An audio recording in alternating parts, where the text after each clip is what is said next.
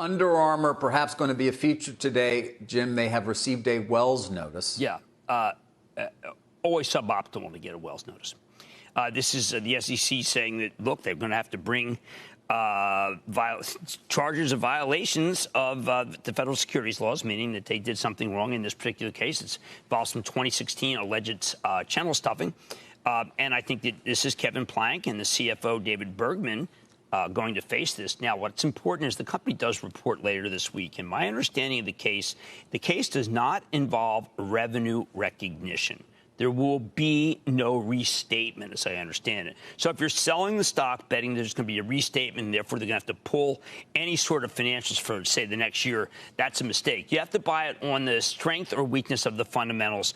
I'm not saying it's a sideshow. A Wells notice is very important. I am saying that there will be no SEC decision to punish them to the point where Kevin Plank necessarily is going to have to leave the company.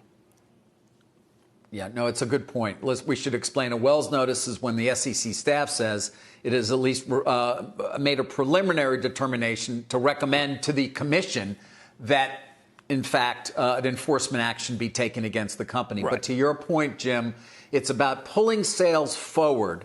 So you execute a sale, earlier than originally planned. And it does have obviously it's done to make a quarter look better than might otherwise have. But overall, it doesn't affect how many sales really took place over a longer period of time. Exactly. And I think that people have to recognize that they had this really long streak of up numbers and they wanted to maintain it. I think that what the SEC may be off base on is that Mark Parker decided to destroy Under Armour. That was a conscious decision. They lowered prices on a lot of their stuff. It was not anti-competitive. Nike had every ability to do that, but also because it didn't get cold. And Kevin Plank had the absolute wrong inventory for not being cold. And he had SKUs. I mean, he was making shirts, he was making pants, he was making shoes, he was making some sort of weird thing that you wrap around your chest to be able to measure how you're doing. They were off the reservation. So it really did hurt them. What matters is that they're in a very competitive category, and they kind of missed being Lululemon, and they couldn't take on Nike, which is too big. Nike's a colossus. I like Nike here at 98.